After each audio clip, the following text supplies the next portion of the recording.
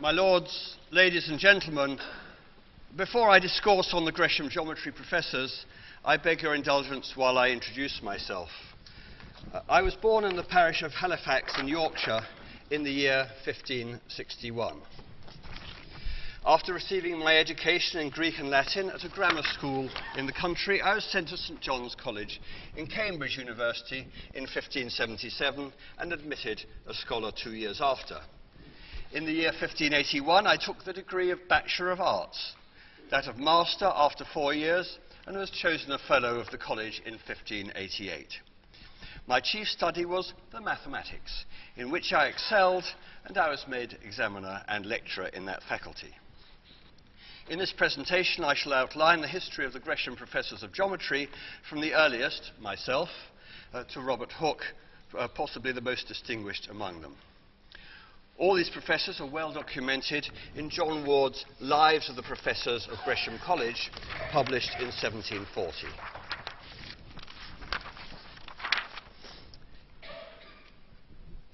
In most cases, we know little about the actual lectures the professors gave. Although the archives contain much useful information, there is little mention of their mathematical interests. Consequently, much of my talk will be centred more on the history of the college itself, but placed in the context of the geometry professors.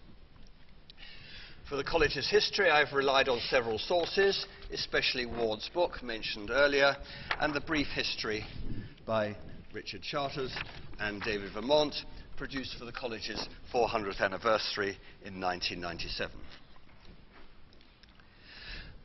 The Gresham Professorships arose from the will of Sir Thomas Gresham. Born in 1519, he was admitted to the Mercers' Company in 1543 and later became master of that company. Edward VI appointed him royal agent in Antwerp, one of the major commercial centres of Europe, where he amassed a huge fortune.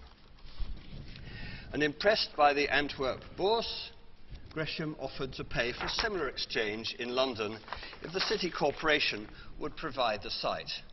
And here's a Victorian painting entitled Sir Thomas Gresham's Gift of the Royal Exchange to the City of London and the Mercers' Company. The Exchange, the centre of commerce in the city, opened in 1566 and was proclaimed royal when Queen Elizabeth visited it around 1570.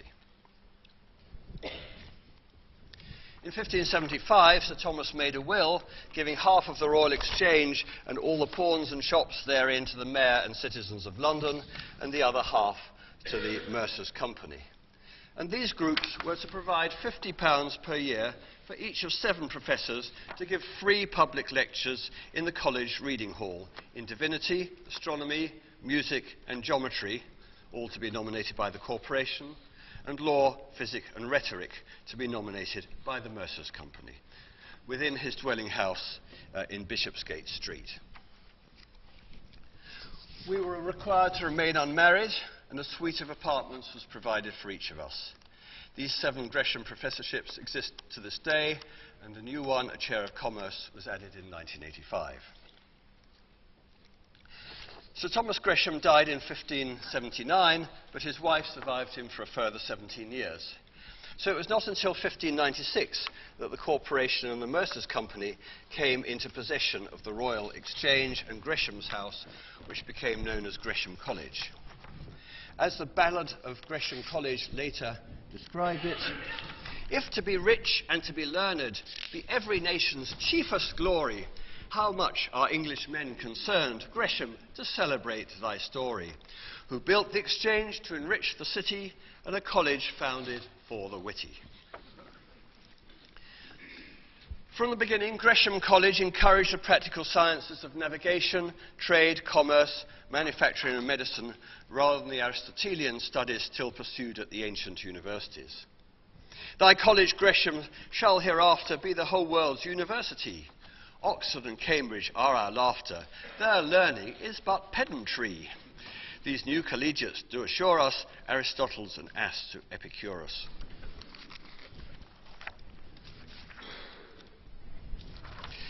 It was laid down that the solemn lectures of astronomy and geometry were to be read twice every week, with astronomy on Friday, and geometry on Thursday between the hours of 8 and 9 in the forenoon, that was in Latin, and 2 and 3 in the afternoon in English. The geometrician is to read as followeth, viz. Every Trinity term arithmetic, in Michaelmas and Hilary terms theoretical geometry, in Easter term practical geometry. The astronomy reader is to read in his solemn lectures first the principles of the sphere and the theory of the planets and the use of the astrolabe and the staff and other common instruments for the capacity of mariners, which having read and opened, he shall apply them to use by reading geography and the art of navigation in some one term of every year. I was appointed the first Professor of Geometry in 1596 at a salary of £50 a year and occupied my college rooms there at the far right hand of the quadrangle. There I worked on navigation and on tables for finding the height of the pole star. By 1610 I was studying eclipses, and 5 years later I was wholly taken up with the noble invention of logarithms, lately discovered by John Napier of Edinburgh, who, I recall, set my head and hands at work with his new and remarkable logarithms. I never saw a book which pleased me better or made me more wonder. But unfortunately, his logarithms are cumbersome. For example, the logarithm of 1 was not 0. Log of AB was log of A plus log of B minus log of 1. And myself, when expounding this doctrine publicly in London to my auditors in Gresham College, remarked that it would be much more convenient that 0 should be kept for the logarithm of the whole sign. So I made 2 extended visits to Edinburgh to discuss such matters with Napier. The result of these deliberations was that while still at Gresham College, I devised a new form of logarithm based on the number 10, in which to multiply 2 numbers together, one simply adds their logarithms. In my Arithmetica Logarithmica, I published extensive calculations of the logarithms of 30,000 numbers, which I had calculated by hand to 14 decimal places. And this proved to be an invaluable aid for mariners and navigators.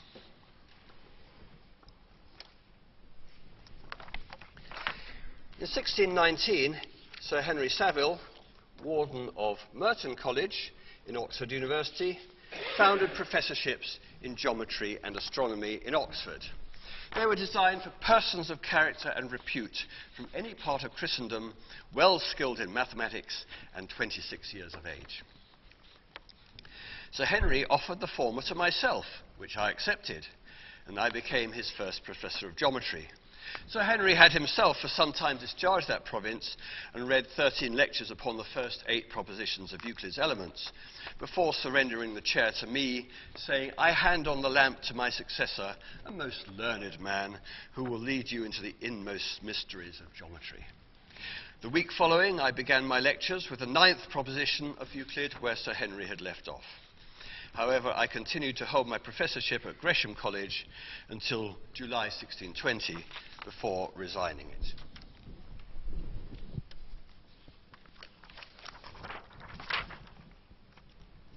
My place at Gresham College was taken by Peter Turner, the first of 4 successive Mertonians to hold the post.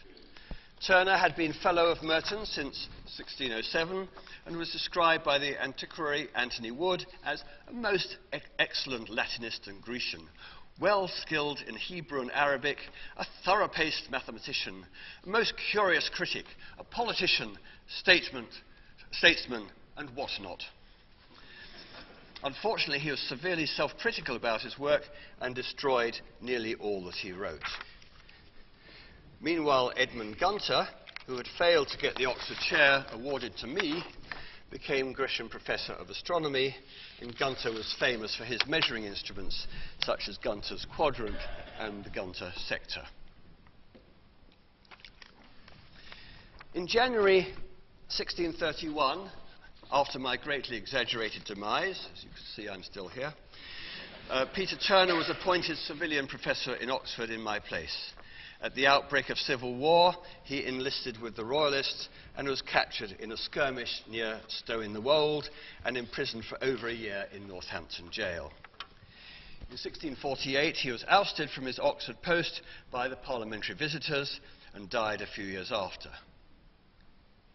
Turner's place at Gresham College was taken by another Mertonian, John Greaves. He had a taste for natural philosophy and mathematics and studied ancient Greek, Arabic, and Persian writers on astronomy, besides the more recent work of Copernicus, Tycho Brahe, and Kepler. Shortly after being appointed at Gresham College, Greaves began to travel, first in Europe, and then for 4 years around the Mediterranean and the Middle East. He measured the great pyramids of Giza with diverse mathematical instruments, took astrolabe observations in Rhodes, collected Greek, Arabic, and Persian manuscripts for his patron Archbishop Laud, arranged sightings of the 1638 eclipse of the moon from 4 different locations, and collected coins, gems, and other valuable curiosities. His pioneering researches on the pyramids led to his most celebrated book, the Pyramidographia, published in 1646. Not surprisingly, these long absences and neglect of his lectures did not please the Gresham authorities. Shortly after his return, he was deposed from the Gresham chair and became Savilian Professor of Astronomy in Oxford, following the death of John Bainbridge. In 1648, he was ejected from his Oxford chair by the parliamentary visitors, losing many of his valuable books and manuscripts in the process. His replacement at Gresham College was Ralph Button, a noted Merton tutor and parliamentarian who was unwilling to bear arms for the king when civil war broke out. Anthony Wood was much displeased with him, describing Button as unworthy of the Gresham post. But another writer called him an excellent scholar, but of greater excellency, a most humble, worthy, godly man, of a plain, sincere heart, and blameless. Button resigned his Gresham post in 1648, returning to Oxford to help the parliamentary visitors in their reforms, and when the Earl of Pembroke made public entry to Oxford, proceeding on horseback to Merton, it was Ralph Button, as proctor, who welcomed him with a Latin speech. The last Mertonian to assume the Gresham chair was Daniel Whistler. After taking medical doctorates in Leiden and Oxford, he wrote the first ever book on rickets, which he called Paidos Planche Nostiocarches, but unsurprisingly, this name never caught on. In 1648, being well skilled in the mathematics, he was elected to the Gresham chair. And although Whistler was considered agreeable by Samuel Peeps, who often supped with him, in fact, they watched the Great Fire together in 1666, others were less flattering. The diarist John Evelyn considered him the most facetious man in nature, while William Monk's celebrated History of the College of Physicians remarked that Whistler was appointed president of that body in an evil hour. Continuing, "It is all too evident that duty, honour and probity weighed but lightly with him. He took advantage of his position as president to defraud the college over which he presided, but in what precise manner or to what extent is not recorded." And Monk concluded, "A portrait of Dr. Whistler is in the college in company too good for his deserts." In 1657, Whistler married, and by the terms of the Gresham will had to resign from Gresham College. His successor was Lawrence Rook, already resident in the college as Professor of Astronomy, a post he had held for 5 years. Rook exchanged his astronomy post for the chair of geometry, possibly to obtain better rooms, and lectured on William Oughtred's algebra text Clavis Mathematicae, the key to mathematics.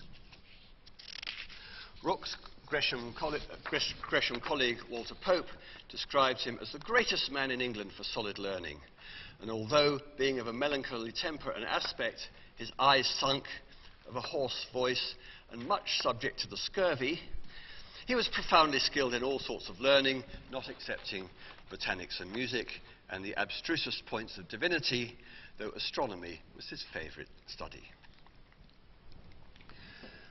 Rook's astronomy position was taken by the young Christopher Wren, also an enthusiast for mathematics.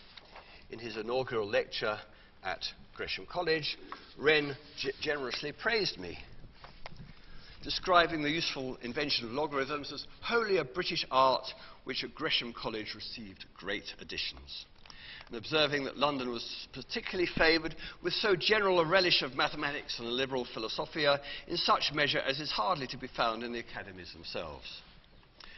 Wren concluded, mathematical demonstrations being built upon the impregnable foundations of geometry and arithmetic are the only truths that can sink into the mind of man, void of all uncertainty. And all other discourses participate more or less of truth, according as their subjects are more or less capable of mathematical demonstration. At this time, Oxford reappears in our story. Rook had spent some time at Wadham College assisting Robert Boyle in his chemical operations and attending meetings of learned and curious gentlemen in the rooms of John Wilkins, Warden of Wadham. I won't say too much about Wadham because that is the topic of the next talk, but when Rook moved to Gresham College, many of his Oxford associates, John Wilkins, Robert Boyle, Robert Hooke and others, visited London to attend his lectures and discourse afterwards in his rooms. And on the 28th of November 1660, following a Gresham lecture by Christopher Wren, the Oxford group proposed the formation of a society. This society, later the Royal Society, met weekly in Rook's rooms at Gresham College. In 1662, just a few days before the society received its royal charter, Rook died from a fever caused when he overheat himself and caught cold upon it while walking home from a visit to Highgate on the very night he was to make the last of a lengthy series of observations extending over several years on the satellites of Jupiter. Rook's industry and judgment were praised by his successor, the Cambridge mathematician Isaac Barrow. Barrow was appointed on the recommendation of Wilkins. He'd been one of the earliest to investigate the inverse relationship between the two halves of the calculus that we now call differentiation and integration. He held the Gresham chair for 2 years before returning to Cambridge as the first Lucasian professor of mathematics, the post later held by Isaac Newton and more recently by Stephen Hawking. The shortest-serving Gresham Professor of Geometry is Barrow's successor, Arthur Dacres. John Ward writes, upon Mr. Barrow's resignation of the geometry professorship in Gresham College, the Royal Society, who met there, were very desirous that Mr. Robert Hooke, one of their members and curator of their experiments, might be chosen to succeed him, since by that means he would be near at hand to attend that service with greater readiness for them and less trouble to himself. But Dr. Dacres was a competitor with Mr. Hooke, and the election being declared for the doctor, May the 20th, 1664, he was accordingly admitted, but resigned again upon the 20th of March following, and was succeeded by Hooke. So for the last 5 minutes, I'd like to tell you about Robert Hooke. I won't say too much because we'll be hearing more about him this afternoon. But Robert Hooke was best known for his work with Robert Boyle on the air pump, for his invention of the microscope, and for Hooke's law on the extension of springs. As curator of experiments for the Royal Society, he was for many years required to design and present experiments to the public on a regular basis, including inventing the apparatus and having it constructed. Alan Chapman, our next speaker, has described him as the greatest experimenter who ever lived, like Leonardo da Vinci, but better organized. In his diary, Samuel Peeps wrote of Mr. Hooke, who is the most and promises the least of any man in the world that I ever saw. He had a meagre aspect, and there were bitter disputes with Isaac Newton and others. but he seems to have carried out his Gresham responsibilities conscientiously for over 35 years, making the college an important centre for scientific research and debate. The Royal Society appreciated the conveniency of making their experiments in the place where their curator dwells and the apparatus is at hand, and the Gresham authorities gave him £40 to erect a turret from which he could make his astronomical observations. Shortly after Hooke's appointment, the City of London was ablaze. Most of it was destroyed in the Great Fire, including Gresham's Royal Exchange, but the college narrowly escaped and became a temporary exchange, with the Lord Mayor living in the Divinity Professor's lodgings, the Mercer's Company displacing the law professor, and so on. It was all exceedingly cramped, and the Royal Society moved out until the Royal Exchange was rebuilt at great expense and things returned to normal. Throughout this period, Hooke did the greatest part of his work as city surveyor and was permitted to keep his rooms at Gresham College. And on their return in 1673, the members of the Royal Society were welcomed back with Rhenish wine and macaroons, a tradition that continues to this day for history of mathematics lectures at the college. However, it was not a good time for the college, being a case of professors behaving badly. Many of them, though not Hooke, regularly failed to give their lectures or presented them badly. The citizens of London soon lost interest in the lectures, as some entries in Hooke's diaries of the 1670s record. No auditory came morning or afternoon, so I read not. No lecture, but a rusty old fellow walked in the hall from 2 until almost 3. Only one came, peeped into the hall, but stayed not. Indeed, a group of citizens were later to bring a petition against the professors, complaining that when they turned up for lectures, they found themselves disappointed and nothing performed, or at least but seldom and in such an indifferent manner when they did, as if the professors desired to have no company to attend them, but be wholly exempt, as they formerly had been from taking any pains at all. Matters came to a head in 1699. Rebuilding the Royal Exchange had been costly, and proposals were made to save money by redesigning the college on a smaller scale. Parliament was petitioned for approval, with only Robert Hooke, now frail and the only professor resident in the college, holding out against the plans. The bill failed, but further attempts were made after Hooke's death in 1703. Isaac Newton, who became president of the Royal Society in that year, also joined in the fray, petitioning Queen Anne for land on which the society could build. Around 1710, the Royal Society moved to Crane Court, and the Gresham residence survived for a further 60 years before being demolished. But that's another story. Thank you very much.